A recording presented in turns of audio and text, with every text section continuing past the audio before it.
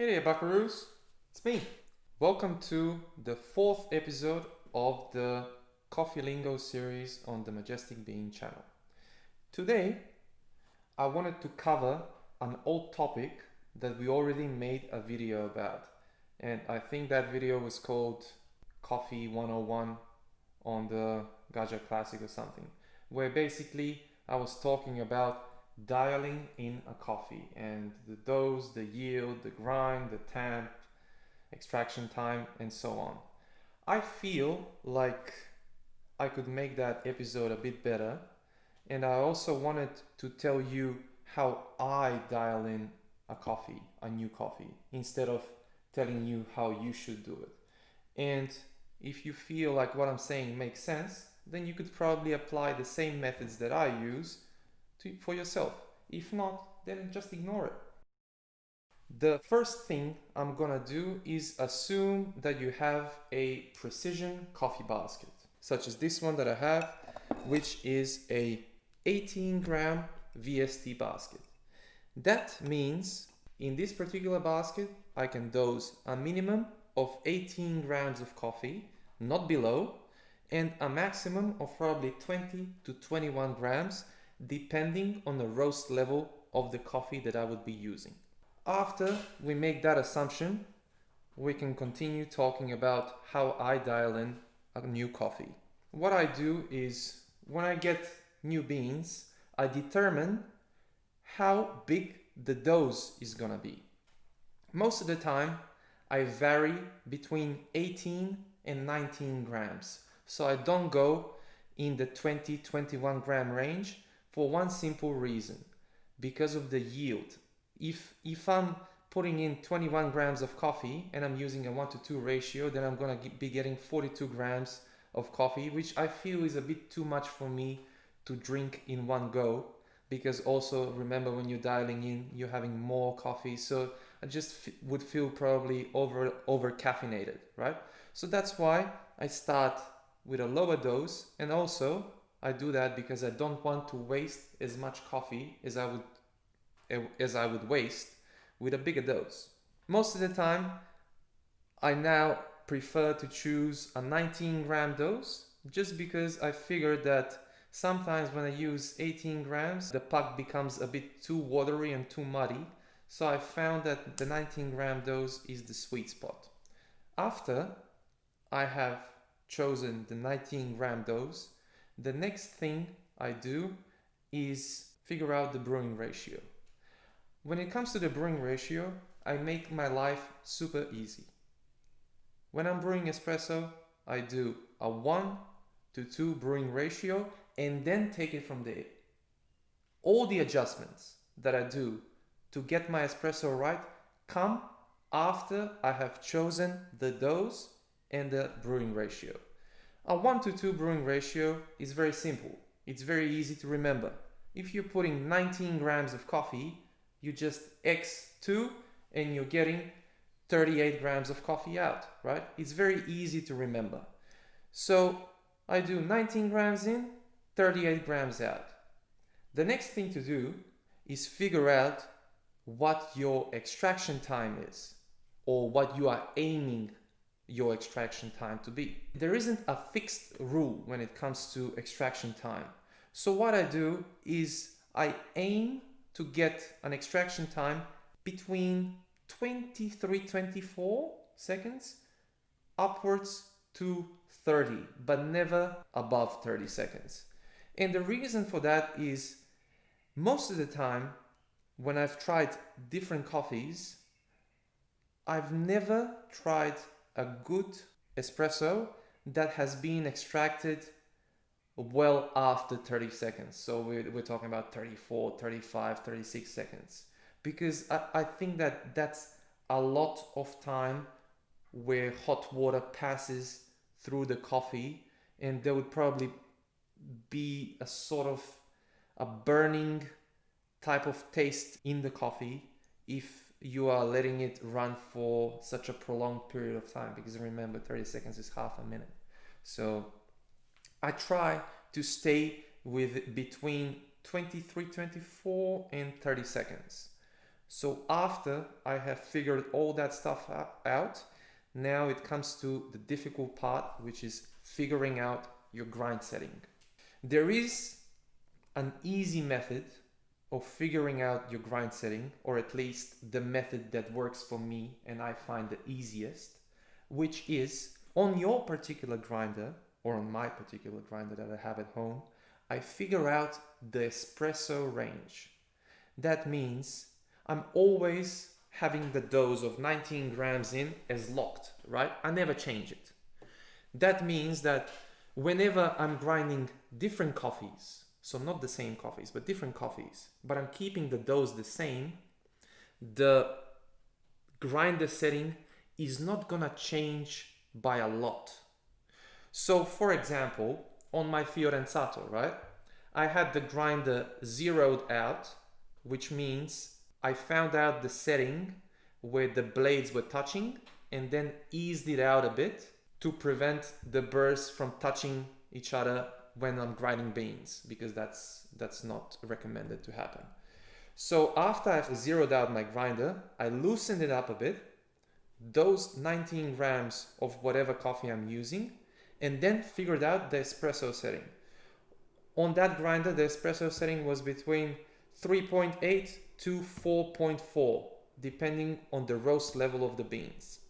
On this grinder, for example, the Barazza Sette 270, I figured out that the espresso range was between 6 to 8, which means 6, 7, and 8. And then I have the ability to make the micro adjustments, which is very useful. But as you can see, out of 30 macro settings, I'm literally using 3 settings for espresso for the 19 gram dose.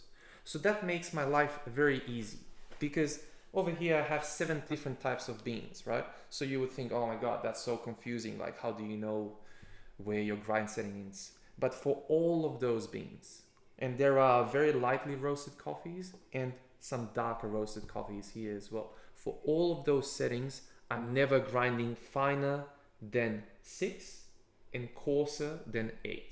So that makes life easy, very, very easy for me. I just pop some beans in that I haven't used ever before, and then put it on 7A, for example, which is just like, let's put it as a standard setting, and then figure things out from there. I also need to figure out how much of a difference does moving the grind setting by 1 notch, how much of a difference would that mean in extraction time? Every grinder, depending on its quality, will have a particular difference. For example, on the Fiorenzato that I was using before, a 1 notch movement would result in around 5 to 6 seconds of extraction time each way, finer or coarser, which, if you think about it, is a lot, because 6 seconds, imagine I'm at 3.8 and I'm getting an extraction time of 26 seconds. And if I wanted to run just a bit longer and I move it 1 notch finer, then all of a sudden I go from 26 seconds, I go all the way to 31. So that's a huge difference. On this particular grinder, for example, life is much easier. So these settings over here, the micro settings, go from A to H, which means that I figured out that each letter represents a 1 to 2 seconds difference in extraction time. So that means I can fine tune my espresso to whatever I feel like it needs. Now I'm gonna tell you how I troubleshoot, meaning how I make decisions what to do once I'm dialing in the coffee. So as I said, I dose in, figure out the grind setting, start with a certain grind setting, and then I make an espresso. And I start with 19 grams in, 38 grams out. And let's say I get 24 seconds of extraction. I taste the coffee and I see, all right, it tastes a bit sour, a bit underwhelming. a bit watery as well. What can I do to improve this espresso? The first thing I would do is grind finer. So let's say I grind finer, I do the same brewing ratio, but this time I get an extraction time of 27 seconds, which in my world, or at least for me, it would be pretty good. So I try the espresso and tastes nice. Tastes fruity, sweet, depending on the coffee processing method. But let's say we're talking about a natural coffee. Tastes fruity, tastes sweet, tastes funky, overall pleasant, but it has a bitter aftertaste that I don't quite like. What I would do in that particular case is get a bigger yield, meaning I would move from a brewing ratio of 1:2 to a brewing ratio a bit larger. So if I'm dosing 19 grams and getting 38 out, I would say, okay, I'm gonna keep the same grind setting I used before, but this time I'm gonna do 19 in, 40 grams out. That way, by extending the yield just a tiny bit, you are cleaning up the cup, meaning you're cleaning up the aftertaste while at the same time retaining all the sweetness, the pleasant acidity, the fruitiness of the coffee without the bitter aftertaste. Let's say we take it back a step and we do a 1:2 ratio, 27 seconds, but I feel the coffee is sweet, juicy, it's alright, but a bit too watery. This happened to me when I was using a carbonic maceration coffee, which is one way of naturally processing coffee, but it's a bit more complicated. That doesn't matter. Anyway, I used a 1:2 ratio. I tried the cup and it was nice, but I felt like it needed more intensity. It needed a bit more sweetness, while at the same time eliminating that feel of watery liquid on your palate. So what I would typically do when it comes to that is reduce the yield. So I would go from 1:2 brewing ratio to a bit less. That means from 19 grams, 38 out, to 19 grams, 35, 36 out, while retaining the same grind setting. What that would result is, if everything goes well, in a cup that's sweet, that's still pleasantly acidic, but it's a bit more concentrated. So it's not as watered down as before. And you'd be surprised how much of a difference a 2 gram, either way, up or down, in the yield, how much of a difference that makes to the taste and overall sensation of your coffee.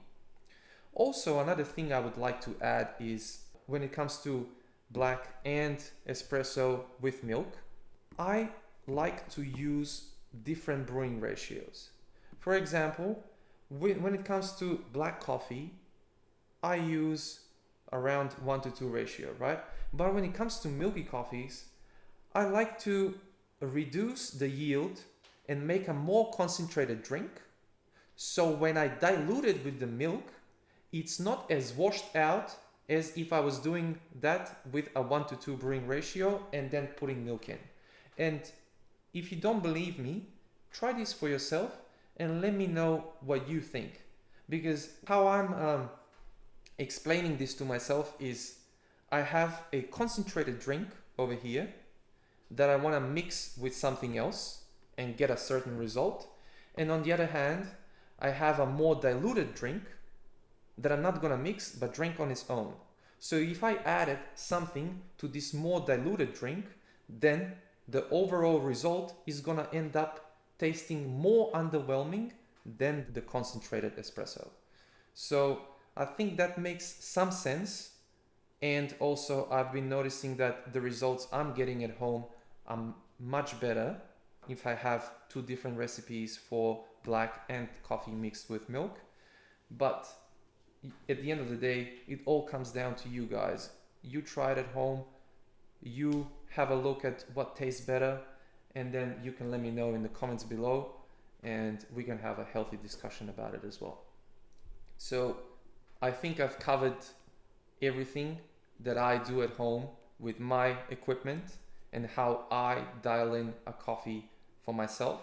You can use what I've said at home, but this works for me, and you see if it works for you. So that's all for today, and thank you for watching. I'll see you around. Bye. Hey, buckaroos, how'd you like that? No matter if you did or didn't, tell us what you think in the comments below. We love you either way. Check out the 2 suggested videos, subscribe to the channel, and while you're here, have a look at our social media accounts. We have some cool content over there as well. Alrighty, time to fuck out of here. Peace.